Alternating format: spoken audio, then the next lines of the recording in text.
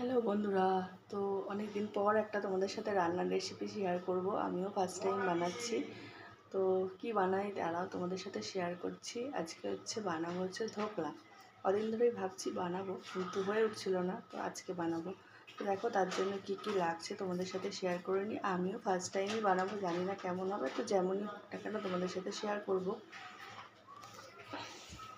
এই দেখো তার জন্য নিয়েছি এক বাটি বেসন, নুন পরিমাণ মতো লাগবে, আর চিনি, একটু হলুদ গুঁড়ো, আর নিয়েছি এখানে কাঁচা লঙ্কা, কালো সর্ষে, আর লেবু, আর একটা ইনো, আর লাগবে পরিমাণ মতো জল, আর সামান্য একটু সাদা তেল। তো চলো আগে কীভাবে কী করি তোমাদের সাথে শেয়ার করি। প্রথমে এই বাটিটার মধ্যে এই বেসনটা দিয়ে দিলাম, যেহেতু ধোয়া ছিল ওটা দিতে হবে। তার সাথে দেব পরিমাণ মতো নুন, আর দেব 2 চামচ মতো চিনি, আর সামান্য একটু হলুদ। তো দাঁড়াও তারপর জল দিই। এবার এই জলটা দিয়ে আস্তে আস্তে মিক্সড করি।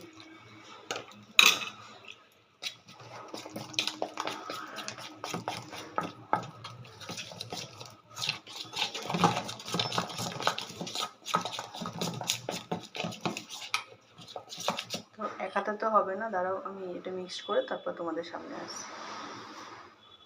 তো বন্ধুরা দেখো খুব স্মুথলি এটা মিক্সড করে নিয়েছি। এবার এর সাথে ইনোটা দিয়ে মেশাবো।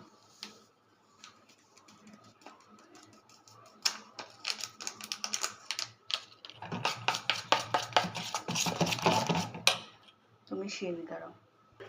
তো আমি একটা কেকের মোল্ড নিয়ে নিয়েছি, এর মধ্যে একটু সাদা তেল মাখিয়ে নিচ্ছি, নিয়ে এই মিক্সটা ঢালবো।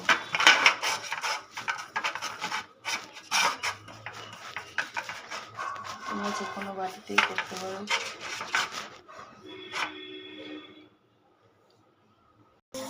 তোমার এটা কেক হয়ে গেছে, টপ করে নিই, যেখানে ফাঁকা থাকবে।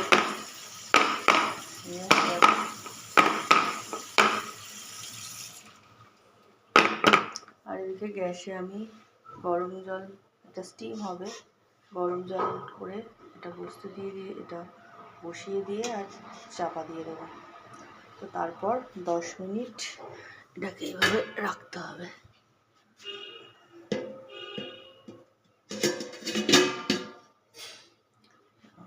কটা বাজে এখান থেকে,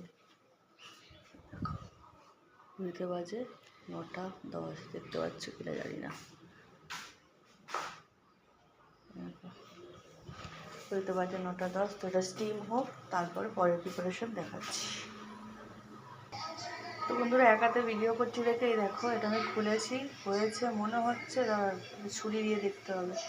10 মিনিট হয়ে গেছে, না ভাবছে ভয়া পড়ছে, এ দেখো কিছু লাগছে না, তার মানে এটা হয়ে গেছে। তো এবার পরের জিনিসটা করতে হবে। চেষ্টা করলাম, হলো মনে হচ্ছে সাঁড়াশিটা। এটা এবার নামিয়ে রাখি। এদিকে অল্প একটু তেল দেব, তার সাথে লঙ্কাগুলো দেবো, আর ওই সর্ষেটা দেবো। এবার এখানে 1 কাপ মতো জল দিয়ে দেবো। আর এখানে একটু কারি পাতা দিলে ভালো হতো, কিন্তু আমার তো এখানে কারি পাতা নেই, এই জন্য আমি আর দিতে পারলাম না। এবার এখানে আমি দেবো পরিমাণ মতো চিনি। দাঁড়াও,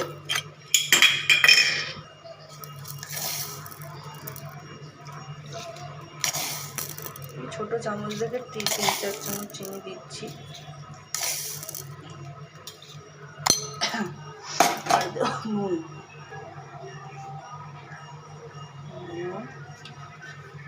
আর এই যে বাটিতে লেবুর রস করে রেখেছি, এই লেবুর রসটা। চলো এটা আবার ফুটুক।